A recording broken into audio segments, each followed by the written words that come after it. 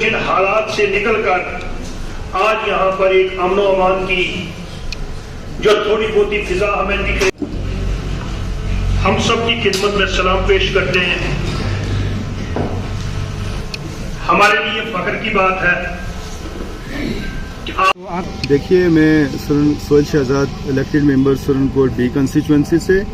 आज जैसा कि आप सबको पता है कि इलेक्शन जीतने के बाद हमारी कोई ऑफिशियल असाइनमेंट थी या इंटरेक्शन थी किसी हायर अप से, तो आज ऑनरेबल एडवाइज़र फारूक खान साहब जो हैं वो सुरनकोट तशरीफ़ लाए।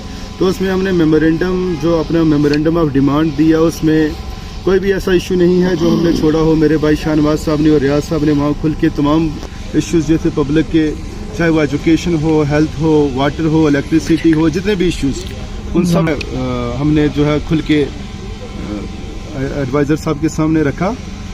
तो जो प्राइमरी कंसर्न है, जिस तरह आपने एजुकेशन का सवाल पूछा, तो एजुकेशन यहाँ पर अभी जो पुंछ की बात की जाए, खासकर तहसील सुरनकोट की, तो it is one of the most backward region of UT of Jammu and Kashmir and people are struggling. खासकर जो हमारे बच्चे हैं, या जिस तरह से आप देख लीजिए पिछले 1-1.5 साल से कोरोना वायरस के चलते स्कूल बंद हैं, तो हमारा फोकस रहा। शाहनवाज साहब ने भी कॉलेज का इशू उठाया, बाकी वालों ने भी स्कूल्स के इशू उठाए, उनकी अपग्रेडेशन के इशू उठाए, जो टीचर्स के जो कमियां हैं, हमारी शॉर्टेज ऑफ स्टाफ है, उस पर भी बात की गई है। तो मैंने भी अपने बिहाफ पर जो सुरनकोट के लिए स्पेशल गवर्नमेंट डिग्री कॉलेज की मांग की है, जो मेरा मेमोरेंडम था। उसके बाद मुगल रोड पर टनल कंस्ट्रक्शन की बात की है, हमने जीएमसी फॉर पुंछ की बात की है, हमने सुरनकोट जो है हमारा यहाँ पर, तो शाहनवाज साहब ने और रियाज साहब ने, हम सब ने मिलकर जहाँ डिजिटल एक्सरे मशीन है, सीटी स्कैन है, और इस तरह की जितने भी जो मॉडर्न टेक्नोलॉजी हैं, चाहे वो हेल्थ में हो या एजुकेशन में हो या डिजिटल क्लासरूम्स हों, तो we have left no stone unturned and we have covered almost every area जितना भी है, चाहे सड़कों के हैं, ब्लैक टॉपिंग का इशू है, पीएचई के इशू हैं, जितने भी हैं, तो हम सब ने जो है वो खुल के बताया कि सुरनकोट एक पिछड़ा हुआ इलाका है, बहुत बैकवर्ड रीजन है पूरी रियासत का, और डिस्ट्रिक्ट पुंछ में भी सुरनकोट सबसे ज़्यादा पिछड़ा हुआ इलाका है। हमने उनसे मांग की कि यहाँ के हेल्थ इंफ्रास्ट्रक्चर पर काम किया जाए, यहाँ के हॉस्पिटल को पूरे तरीके से वेल इक्विप्ड और डॉक्टर्स के साथ फंक्शन किया जाए। यहाँ के जो हमारे लेफ्ट आउट एरियाज़ हैं, जो अभी भी सड़कों के साथ कनेक्टेड नहीं है, उनको सड़कों के साथ जोड़ा जाए। हमारे जो एजुकेशनल इंस्टीट्यूशंस हैं, जो हमारे स्कूल्स हैं, उन स्कूल्स की बिल्डिंग्स को ठीक किया जाए, इंफ्रास्ट्रक्चर दिया जाए, और टीचर्स जो हैं उनको हम किए जाएं। इसके साथ साथ जो है जो स्पोर्ट्स इंफ्रास्ट्रक्चर की हमने मांग की कि सुरनकोट में एक आउटडोर स्टेडियम और इंडोर स्टेडियम बने, इमीडिएटली एक जो है स्टेडियम की कंस्ट्रक्शन हो, ताकि यहाँ के बच्चे नौजवान जो हैं वो ड्रग जैसी चीज़ों से बच के स्पोर्ट्स की तरफ जो है अपना जो उनके अंदर जो पोटेंशियल है उसको साबित कर सकें। और इसके अलावा जो पानी जो है पानी की स्कीम्स हैं, उनके बारे में मांग की कि सुरनकोट पूरे में घर घर पानी का जो कनेक्शन दिया जाए, और बिजली का भी साथ में मांग की। मेमोरेंडम भी हमने दिए कि यहाँ जहाँ ट्रांसफार्मर्स नहीं हैं वो ट्रांसफार्मर लगे हैं, तारें, पोल, जहाँ जहाँ पे भी जो बिजली नहीं है वहाँ पहुँच पाए, और यहाँ बिजली जो है पूरे तरीके से फंक्शनल हो पूरे सुरनकोट तहसील में। इसके अलावा हमने यहाँ सुरनकोट में मीडिया फ्रेटर्निटी के बहुत सारे हमारे साथी हैं, उनको को बैठने के लिए जगह नहीं है। हमने मांग की है कि यहाँ एक प्रेस क्लब जो है सुरनकोट में बनाया जाए, ताकि यहाँ पे जो है हमारे जो मीडिया के सारे साथी हैं उनको फैसिलिटीज़ मिल सके, और यहाँ जो डेमोक्रेसी का जो चौथा पिलर है इम्पॉर्टेंट प्रेस, उसको यहाँ पे फैसिलिटीज़ मिल सके।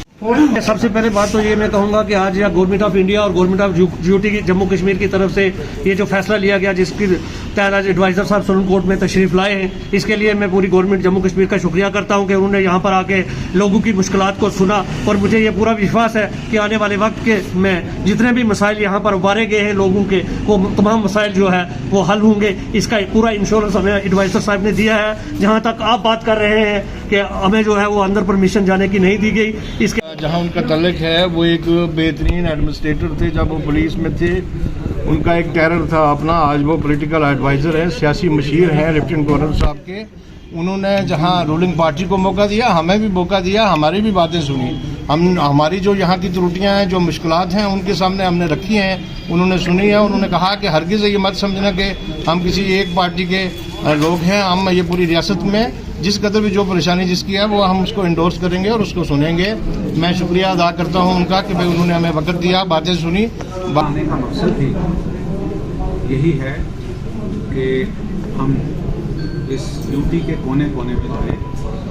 पहले हम डिस्ट्रिक्ट हेडक्वार्टर्स पर आए, उनसे मीटिंग की, वापस चले गए, कुछ बातें। अब इस दफ़ा हम करीबन हर एक सब डिवीजन में गए हैं। तो जाने का मकसद ही यही था कि हम लोगों से डायरेक्टली बात सुने कि सब डिवीजन लेवल पर और छोटे बाकी गांवों और कस्बों में क्या हालात हो रहे हैं, और जब वो हालात मिलते हैं हमें और लोग हमें बताते हैं, और ख़ास तौर पर क्योंकि रिसेंटली ही डीडीसी के चुनाव भी हुए और वो मेंबर्स बड़े अच्छे तरीके से बड़े अच्छे परसेंटेज ऑफ वोट्स लेकर वो यहाँ पे मुंतखब होकर आए हैं, तो उनसे भी बातचीत की गई।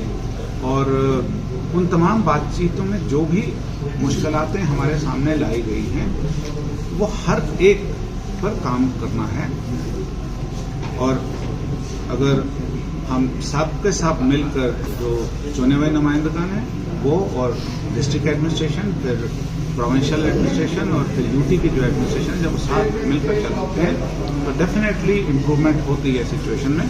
और जो काम यहाँ पर हमने देखे कि ज़्यादातर जो मुश्किल बताई जा रही थी वो पीने के पानी और बिजली को लेकर थी, तो उसमें हमने बताया है उनको कि हमारे देश के प्रधानमंत्री जी ने ये आश्वासन दिया हुआ है, ये गारंटी दी हुई है सबको कि कितनी देर तक आपके हर एक नल में पानी होगा, आपके घर में नल होगा, और किस डेट तक आपके घर में बिजली होगी, हर घर में बिजली होगी। तो उसकी तरफ पूरी तरह से काम किया जा रहा है। जो इस वक्त की मुश्किल आते हैं वो जहाँ अभी तक वो चली हैं, 15 अगस्त तक आते आते हर घर में नलका पहुँचा होगा, इसी तरह हर घर में अपने वक्त मुकर्रर से पहले बिजली पहुँची होगी। उसके अलावा फिर बात आ जाती है यहाँ पर मोस्टली क्योंकि पहाड़ी इलाका है तो कनेक्टिविटी के हिसाब से सड़कों के मामले आते हैं। PMGSY की रोड हैं, कुछ पुरानी रोड्स किस तरीके से बनी, कैसे बनी, कभी किसी का DPR नहीं था बना हुआ, किसी की एडमिनिस्ट्रेटिव सैंक्शन नहीं थी। देखिए सरकार का पैसा नहीं होता है, पैसा ये पब्लिक का होता है। सरकार उस पैसे की सिर्फ ट्रस्टी, वो उसके पास ही ट्रस्ट में पैसा है, आपने पैसा दिया, इनसे टैक्स में पैसा है, इनसे आया, तो वो पैसा सरकार के पास एक ट्रस्ट की सूरत में एक पड़ा हुआ होता है, अमानत होती है। और उस अमानत को जब लगाना है किसी जगह पर तो एक सिस्टम के जरिए लगाया जाता है। तो वो सिस्टम यही होता है कि कोई भी प्रोजेक्ट बनता है उसका DPR बने, उसका एडमिनिस्ट्रेटिव उसका अप्रूवल मिले और उसके बाद उसका काम स्टार्ट हो। यहाँ बहुत सारे काम ऐसे थे जिनका पता ही नहीं था कि ये किसने स्टार्ट किए हुए। हमारे रूरल डेवलपमेंट के कुछ काम है जो किए गए हुए हैं जिनका कोई पता नहीं है कि किसने करवाए, क्यों करवाए, किसके आर्डर से हुए। लेकिन हम पिछले किसी उसमें नहीं जाना चाहते, हम चाहते हैं कि हम आगे की तरफ बढ़ें बजाय पिछला पोस्टमार्टम कोई भी करने के। तो उस सिलसिले में पूरी जो डिस्ट्रिक्ट है उसकी टीम और पूरी प्रॉमिस की टीम और पूरी यूटी की टीम जो पूरी तरह से लगी हुई है इस काम।